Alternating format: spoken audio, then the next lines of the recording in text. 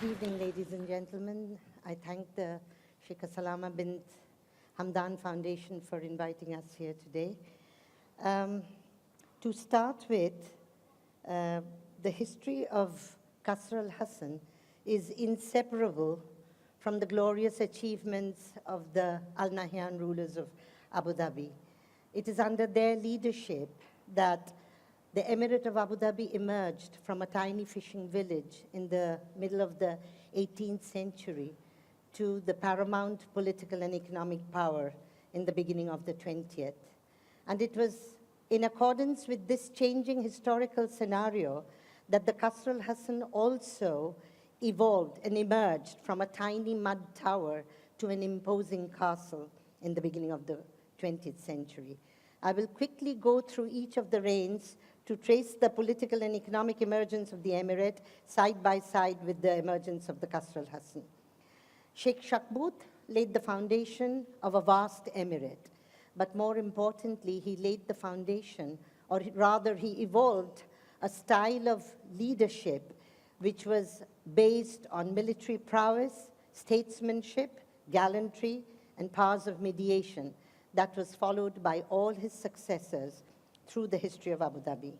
Sheikh Shakbout was succeeded by Sheikh Tahnoon bin Shakbout. In between, there was a 2-year reign when his other son ruled, Sheikh Muhammad.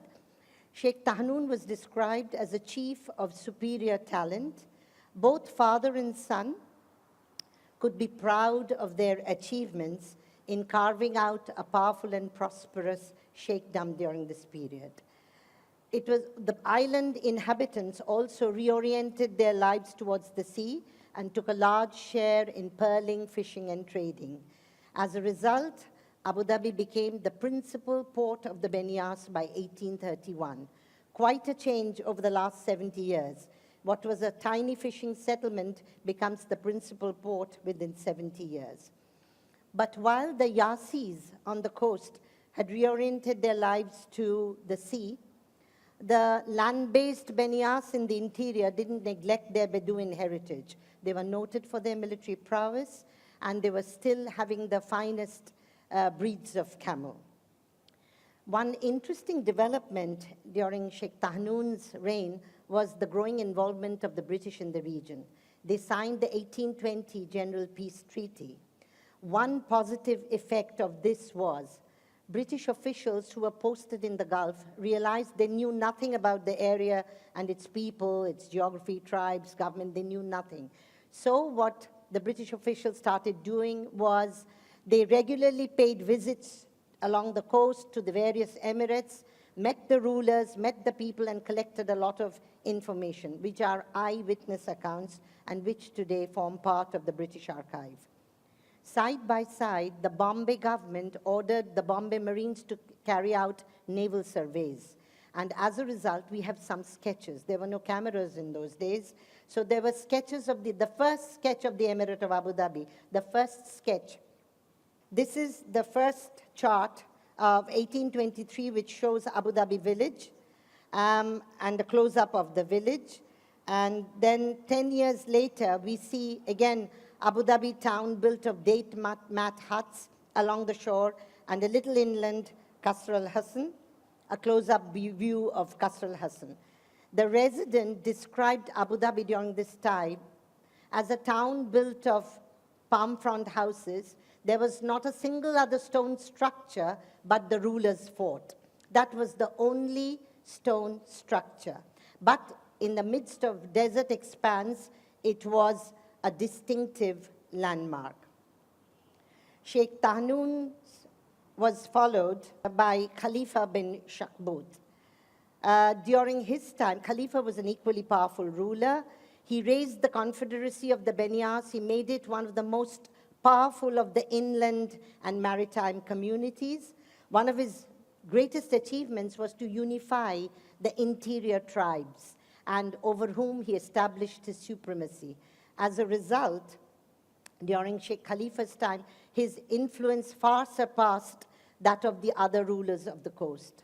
Pearling continued to flourish. Abu Dhabi started sending some of the largest number of boats with a large pearling crew There was general prosperity evident in the emirate. Merchants become richer. People had a more comfortable lifestyle. So on the whole, the development was very impressive. But more importantly, Qasr al-Hosn, for the first time, became the recognized seat of power, because there have been many instances in the history of Abu Dhabi when there were power struggles, there were political turmoils, and on these occasions, it was the Qasr al-Hosn which whoever held the fort held the emirate. The entire fate and future of the fort depended on whoever held the fort.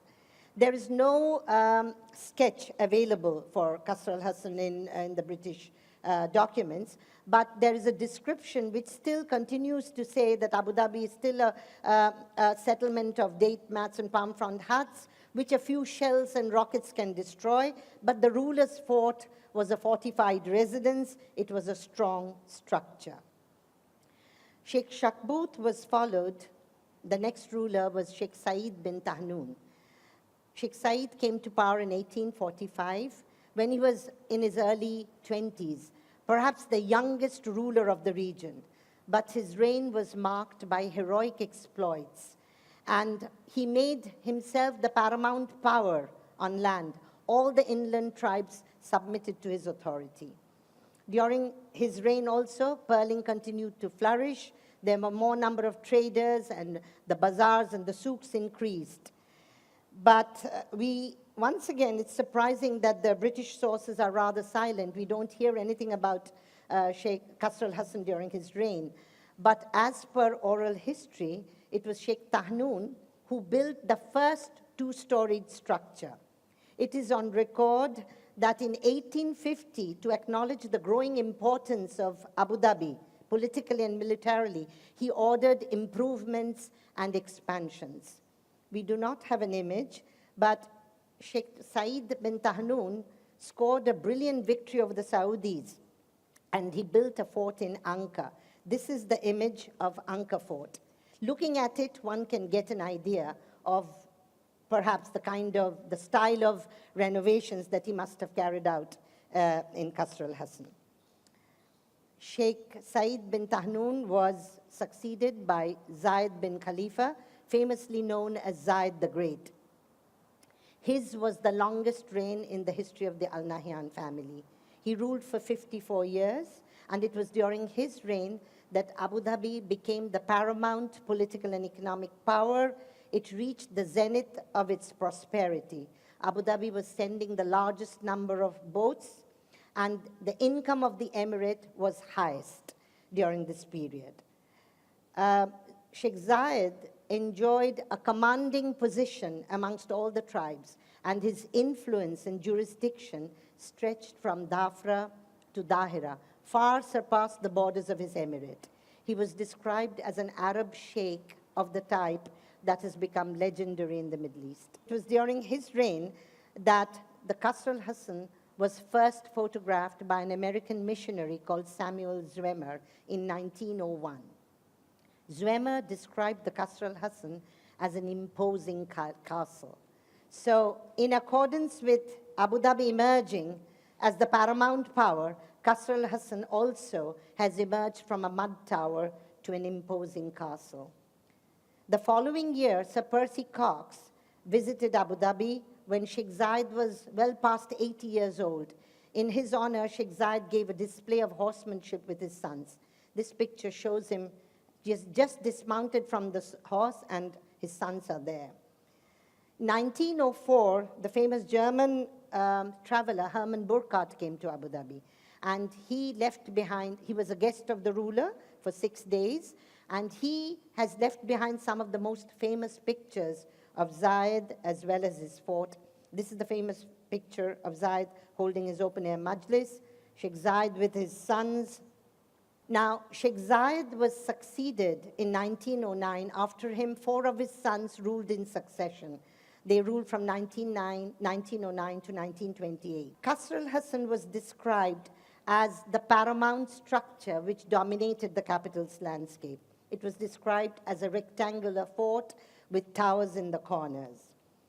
The next ruler was Sheikh Shakbut bin Sultan, who came to power in 1928. By that time, the emirate was in the worst phase of poverty and economic depression. The situation was made worse by the global depression of the 30s and the export of Japanese cultured pearls. It completely destroyed the pearling industry on which the people of the emirate depended solely for their livelihood.